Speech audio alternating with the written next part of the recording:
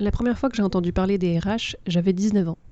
J'avais choisi cette option en deuxième année de ma licence administration économique et sociale à la fac. Ma vision du métier était assez simple. Je trouvais ça intéressant et valorisant de faire de la gestion, mais je voulais pas gérer des colonnes de chiffres assez froides. Je voulais que derrière les données, il y ait des gens.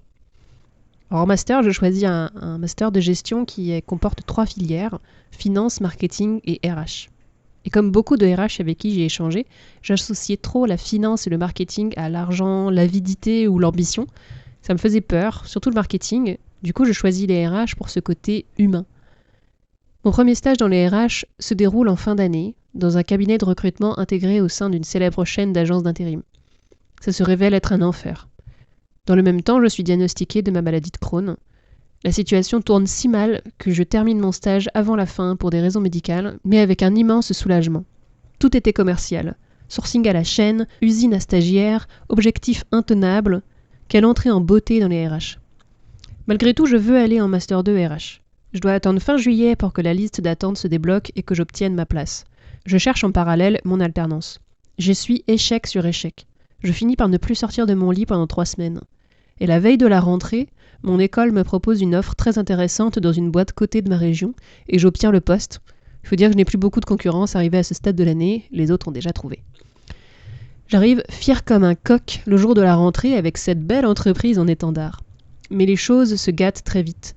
Ma tutrice a des doutes sur ma capacité à évoluer dans le métier. Elle envisage de mettre fin à mon contrat, me reprochant ma timidité, mon manque d'initiative.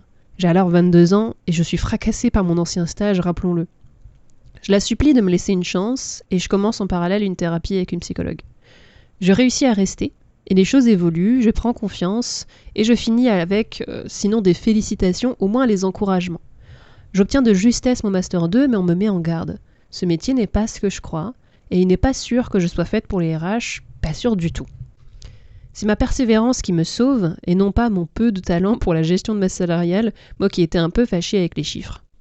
Je prends quelques mois plus tard mon premier poste, assistante RH en remplacement au sein d'une filiale d'un très grand groupe. Je découvre la dureté du métier avec un poste généraliste en multisite et en multi-convention collective. Je craque parfois sous la charge de travail, mais je finis ce contrat de 6 mois malgré tout. J'ai envie de travailler à Paris, en start-up. Je me rêve en businesswoman. Mes entretiens sur Paris sont désastreux, on me dit que je connais rien aux start-up, sans vraiment me ménager. Je postule à différents postes en Bretagne sur un coup de tête, et j'obtiens un poste en remplacement de responsable RH en PME. Au bout de 2 jours, je savais déjà dans quel piège je venais de me mettre, mais trop tard, je m'étais déjà attachée à ces gens maltraités par une direction complètement déconnectée. Alors pendant presque 1 an, qui m'en ont paru 5 tellement c'était dense, j'apprends énormément, mais au prix de ma santé mentale. Je sors de là complètement liquidée, émotionnellement rincée. C'en est trop, je ne peux plus être RH, c'est fini. Plus comme ça. Alors après quelques mois de réflexion, je fais une tentative de création d'activités. Je rêvais déjà d'entrepreneuriat depuis des années, mais je n'avais pas forcément eu l'envie de me lancer. Et je me lance à cette occasion-là dans le consulting en GPEC, qui est devenu GEPP depuis. Et c'est une expérience qui se solde par un échec et qui a un abandon en mars-avril 2019. J'avais terminé mon CDD en septembre 2018. Pendant 6 mois, je tente de développer cette activité, mais je fais toutes les erreurs possibles. Je reste trop seule, je me crée une usine à gaz, je n'arrive pas à parler aux dirigeants. C'est un pur échec. Je me remets à nouveau en question et je me dis, mais qu'est-ce que je peux faire si je n'arrive pas à être RH en tant que salarié et que je n'arrive pas à être RH en tant qu'indépendante? C'est compliqué aussi à 25 ans de se lancer directement. Et puis au cours d'une soirée où je me balade sur Facebook, j'avais réfléchi depuis quelques jours à l'idée de créer un groupe qui soit destiné aux femmes, puisque j'avais repéré qu'il n'y avait pas forcément ce sujet-là qui était traité. C'était une question qui me trottait dans la tête depuis pas mal de temps, de me dire mais c'est vrai que les RH, nous sommes des femmes et pourtant on n'en parle jamais, on ne le mentionne pas. Et j'avais une expérience sociale que je voulais mener qui était qu'est-ce que ça donnerait si on créait une communauté féminine? Est-ce que ça donnerait quelque chose de différent? Il n'y a pas forcément d'ambition business derrière, c'était simplement une expérimentation un peu sociologique et aussi parce que j'avais repéré beaucoup de mansplaining dans les groupes mixtes, mais venant des éléments masculins. J'ai essayé de créer un peu une safe place pour que les femmes RH puissent discuter entre elles, notamment de leur charge mentale, de travail, qu'elles puissent parler un petit peu de la psychologie du métier. Puis je voulais savoir si elles avaient ressenti la même chose que ce que moi j'avais ressenti, ou si j'étais vraiment la seule paumée à ne pas avoir réussi à m'épanouir dans ce poste-là en tant que salariée. Le groupe fonctionne plutôt bien, puisque 3 mois après sa création, le 19 mai 2019, on est déjà 1000 membres. Il faut aussi 3-4 mois pour que je commence à avoir un peu d'engagement. C'est vrai que pendant 3 mois, j'ai pas eu le moindre like, le moindre commentaire, le nombre de membres augmentait, mais il y avait vraiment une majorité silencieuse qui a fait que c'était très très long avant d'avoir un petit peu d'engagement. Entre-temps, je reprends un job dans les RH, dans une administration publique, qui me dégoûte définitivement du métier, puisque j'étais vraiment en ennui professionnel profond. Et vraiment, je me dis, ce métier n'est pas fait pour moi. Mais malgré tout, j'ai envie de rester dans les RH, et donc le fait d'avoir une communauté qui est déjà là grâce au groupe me donne l'énergie d'ouvrir mon blog. Donc pendant plusieurs mois, je publie un article par semaine pour parler des sujets qui m'intéressent. Peut-on être hypersensible quand on est RH ? Ça fait quoi d'être une femme RH ? Pourquoi j'ai choisi ce métier-là ? Pourquoi j'avais pas forcément atteint l'épanouissement professionnel que j'attendais ? Je m'adresse à ces RH un peu trop sociales, celles à qui on reproche d'être un peu trop humaines. Et ça continue comme ça. En décembre 2019, j'ouvre ma micro-entreprise. Je voulais profiter un petit peu de l'ancienne réforme qui faisait qu'on avait des avantages qui changeaient en 2020. Donc j'ouvre ma micro-entreprise tout en sachant que je ne faisais pas forcément de chiffre d'affaires à ce moment-là. En janvier 2020, j'ouvre le compte Instagram. En mars 2020, il y a le confinement. Et le Covid crée une explosion du nombre de membres, avec beaucoup de RH qui se sont retrouvés isolés, sans possibilité de discuter vraiment avec des collègues ou d'autres RH, et un isolement qui crée une volonté vraiment d'échanger. Donc le groupe vraiment explose en termes de membres à ce moment-là. Moi, à ce moment-là, j'avais pour subvenir un peu à mes besoins, on m'avait proposé de donner des cours de paye dans une école RH, donc je fais ça pendant quelques mois. C'était assez laborieux, puisque comme j'étais un peu fâchée avec les chiffres, j'avais tout de même appris à faire de la paye, donc je m'en sors, mais c'était assez angoissant pour moi de donner des cours. Et en avril 2020, je décide d'ouvrir mon premier club payant pour les RH qui avaient envie de travailler sur leur développement personnel, mais en tant que RH, vraiment, c'était destiné que aux femmes RH. Je commence à avoir mes premières clientes, je fais mon premier live, je suis très enthousiaste sur ce projet-là, j'ai de très bons retours, ça fait un bon démarrage. Et puis en mai 2020, donc vraiment pas longtemps après, ça fait une grosse dégringolade, puisque c'est la fin du confinement, il y a un retour au présentiel, et le moral des RH a tellement baissé à ce moment-là, avec une charge de travail qui était tellement colossale, que j'avais 15 clientes et la moitié quitte le club payant pour cause de burn-out. Donc en juillet, j'arrête ce membership, ne me retrouvant plus, et puis financièrement, je trouvais ça compliqué. Et puis j'ai toujours pensé que si quelque chose ne démarrait pas immédiatement, c'est que ça ne marcherait jamais. Donc je me dis, ce n'est pas la solution. À la rentrée, je continue à travailler dans l'école où j'étais précédemment, mais sur une autre matière, moins concrète, qui était l'accompagnement des étudiants dans leur rédaction de mémoire. Et les étudiants demandent mon renvoi. Donc l'expérience s'arrête là, donc j'arrête les cours, évidemment. En décembre 2020, je crée le podcast, donc les RH de la vraie vie, un projet qui m'enthousiasme beaucoup. Je crée ça sans savoir du tout comment on crée un podcast, mais vraiment, c'était complètement du système D dans ma chambre. Et en 2021, je fais mes premières campagnes d'influence avec 2 entreprises qui sont Factorial et Eurecia. Et Factorial n'avait pas l'importance qu'ils ont aujourd'hui, mais c'était déjà une belle marque, et Eurecia, c'était déjà une très grosse marque qui m'ont fait confiance dès le début. J'avais senti que c'était peut-être un peu difficile de vendre des choses directement à une population RH, mais il y avait certainement quelque chose à faire au niveau de l'influence, puisqu'à l'époque, on n'en parlait absolument pas, mais c'était quelque chose de très bricolage, avec du sponsoring d'épisodes de podcast, des articles, un petit peu test de logiciels, etc. Donc, ça me permet de vivre, sachant que depuis ce temps-là, j'avais des droits chômage qui m'avaient permis de payer mes factures tout de même. Mais début 2021, on a un compte à rebours qui commence, c'est que mes droits chômage s'arrêtent en mai, et encore ça avait été repoussé avec le Covid, mais en mai c'est terminé, il faut absolument que j'ai trouvé un business model qui fonctionne. Donc j'ai le stress qui monte, je me dis que j'y arriverai jamais, Et même après quelques campagnes, les sponsors et les entreprises qui pourraient faire appel à une influenceuse RH sont extrêmement frileux. On était vraiment sur le démarrage.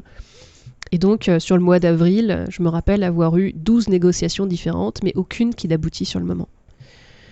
Donc en mai 2021, je tente un vrai coup de poker.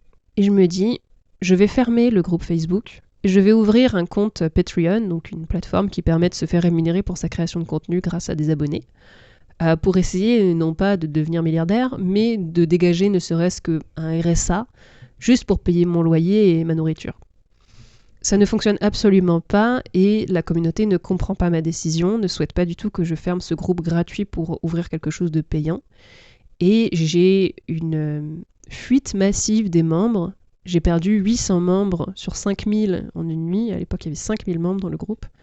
Un groupe parallèle se crée en m'accusant d'être vénale et que je n'ai pas l'autorisation de proposer en payant quelque chose que j'ai proposé en gratuit. Donc la sororité RH2 voit le jour, qui a été rebaptisée après avec un autre nom, mais ce que j'ai quand même demandé à ce qu'on ne l'appelle pas la sororité RH2, je trouvais ça un peu gros.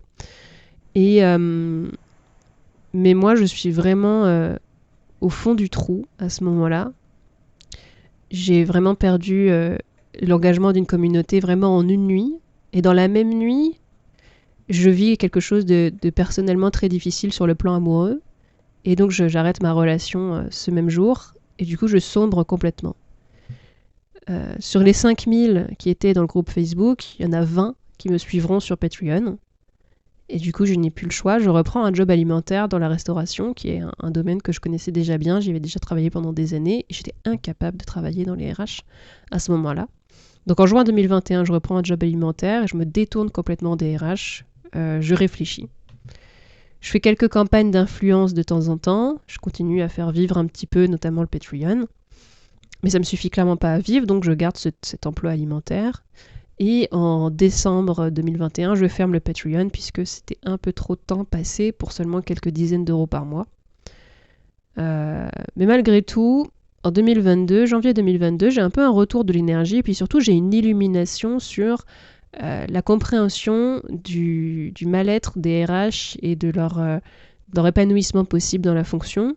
Je fais beaucoup de schémas, je trouve vraiment la solution à des choses auxquelles je réfléchissais depuis des années. Et je me dis, je m'y remets. Je monte une stratégie de contenu et puis je mets mes efforts sur LinkedIn, qui est un réseau que je n'avais pas vraiment mobilisé jusque-là. J'avais un objectif, je crois qu'à l'époque j'avais environ 5000 abonnés, et j'avais un objectif, c'était d'atteindre les 10 000 avant la fin 2022. Je les atteins en mars, et là tout change, question visibilité. En mars, je crée le groupe Slack de la sororité des RH indépendantes, pour celles qui s'intéressent au freelancing. Et je continue à poster sur LinkedIn, ça continue à grossir, ça me dépasse complètement la visibilité qui fonctionne. Je ne faisais que partager des choses que j'avais partagées sur d'autres réseaux depuis des années, mais c'était carré dans ma tête, c'était clivant, j'avais vraiment un message à porter, et en fait ce message touche très vite des milliers et des dizaines de milliers de RH qui ne me connaissaient pas. Et ça continue à s'emballer. En mai 2022, on est aux 3 ans de la sororité RH et du coup je fais un nouveau test sur une stratégie. Je teste un gros live pour fêter les 3 ans avec une association entre de l'apport d'affaires et de l'influence. Ça fait un carton plein, tout le monde est content. Le sponsor est ravi, les associés en apport d'affaires également, tout va bien. En août, je sors le guide d'une RH égarée. Bon, c'est un succès très relatif, il n'y a pas un engouement énorme pour la formule. Donc, je me dis, bon, peut-être que c'est à persévérer. C'était mon premier produit digital où je proposais aux RH d'avoir un parcours de développement personnel en une 50aine de pages et à la fin de leur proposer une solution pour celles qui sont un petit peu en souffrance et qui ont besoin de voir plus clair, avec plein d'exercices de développement personnel et plein de choses à compléter, à imaginer. J'ai de très bons retours sur celles qui ont acheté, mais ça ne semble pas convaincre non plus les foules de l'acquérir. Et en septembre, je retente la même formule de live qui avait fait un gros succès en mai, avec un autre sujet, et là c'est un échec magistral. Mais bon, encore une fois, je me laisse pas abattre, et en septembre, je signe mon premier contrat long terme en influence. Et du coup, je quitte mon job alimentaire après 1 an et 3 mois en tant que serveuse. Je décide de remonter en parallèle la sororité RH, mais version groupe LinkedIn, en collaboration avec une autre personne qui s'adresse aux femmes RH. Et donc ça s'est monté à l'automne. Mais je me fais éjecter du projet en décembre, de façon unilatérale et sans que je ne puisse rien contrôler. Donc je coupe les ponts avec cette personne et je décide de rouvrir mon groupe Facebook qui n'a été que suspendu depuis tout ce temps-là et qui comptait encore plus de 4000 membres. Fin 2022, il y a beaucoup de propositions de campagnes d'influence qui m'arrivent. On me propose d'animer des événements, de rédiger des articles, je fais de l'apport d'affaires, enfin vraiment tout va bien. Je me dis vraiment que là ça décolle et que cette carrière d'influenceuse RH, il y a peut-être quelque chose à creuser, vraiment à imaginer. Et en janvier 2023, c'est un peu la fin de cette période bénie. Tout se rétracte, les budgets communication semblent être coupés, la réforme des retraites arrive avec cette période très compliquée sur le plan social. Donc c'est 2 mois très difficiles où je survis grâce au contrat que j'avais déjà signé. J'arrive quand même à trouver un sponsor pour la 2e saison de mon podcast, les RH de la vraie vie, que je voulais relancer début 2022. Et en mars, je donne ma première conférence pour les alumni de Sup DRH à Paris. Aujourd'hui, c'est les 4 ans, la sororité RH, et j'avoue que je me demande encore ce que je peux apporter, parce que j'ai vraiment la sensation d'avoir répondu aux questions que j'avais à évoquer, et j'ai commencé à diffuser le message, mais c'est extrêmement laborieux d'un point de vue business de le diffuser.